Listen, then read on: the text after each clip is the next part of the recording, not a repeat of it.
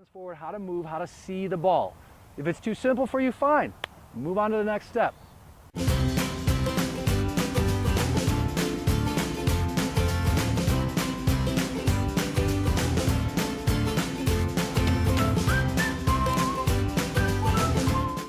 Which is, the next step is, I'm gonna toss, we're basically gonna do the same thing, but Bess is gonna have a racket in her hand. So I'm gonna toss it and she's gonna hit that little easy frying pan, crossing guard, punch, volley. That's it. Again, here at iplaytennis.com, part of what I'm shooting for is you guys really to put me out of a job. I don't want to have to be out here on the court with you guys when you're doing this basic stuff. I don't need to be. You can do this on your own. Go out and grab a case of balls. Again, real tennis balls, not pressureless. Pressureless balls are not tennis balls. Those are for your dogs. Buy real tennis balls. You can get practice ones, but get a can of ball or case of balls, get a Home Depot bucket, and just come out here and do this stuff on your own. So it looks like this. I'm just gonna toss the ball, she's gonna punch it.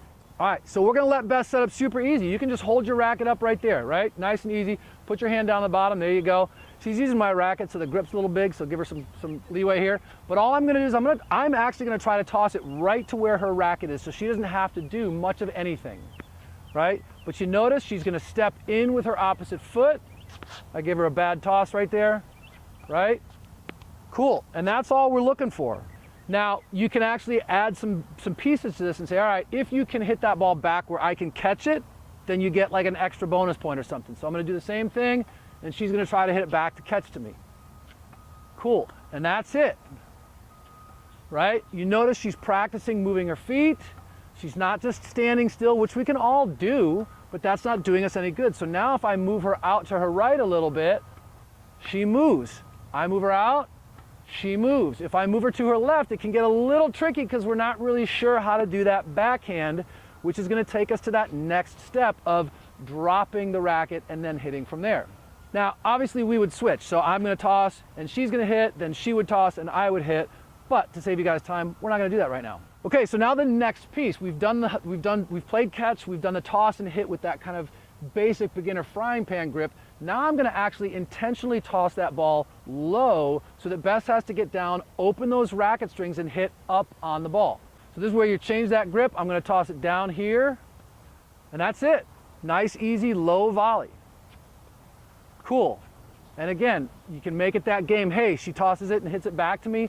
That's fine. If she misses it, that's okay. And the other thing, I haven't told her this, but if you notice, the lower I feed, the lower she gets, right? She's getting down. She's not just dropping her racket and making a big mess of it. Now, if you notice too, look, her racket's in the ready position right in the middle, so that if I feed one to the backhand side, it's the same thing, right? Hey, she didn't hit it to me. Do I need to yell at her? No, we're practicing. That's the whole idea. We're just practicing. Okay, so that's that piece. Now we're actually gonna get some rackets involved. I'm actually gonna feed with my racket and she's gonna hit volleys. Again, make sure you're switching back and forth. I might do 5 minutes of feeding to her and then she does 5 minutes of feeding to me, but we're gonna progress back a little bit further and make sure you're comfortable with each step before you progress back. But now I'm gonna feed the ball off of my racket and see how we go from there. All right, so it's the same thing. Now I've gotta be responsible for feeding you off of my racket. So for me, it's easier if I just bounce it and bump it, okay? And that's the idea. It's gonna be a little trickier because my feeds aren't gonna be as good, right? I'm not gonna hit these perfect feeds. And additionally, there's more pace on the ball, there's more things happening with the ball. It's a lot more difficult when I hit the ball off my racket than when I just throw it to her. It's a lot less control with the ball that I'm giving her. But that's the idea, keep practicing it. So I bounce it, I bump it, cool. Oh, look at that, in the bucket for 1,000 points. Cool. Now, I'm gonna give you guys a quick lesson. Check this out. Bess, come on up here.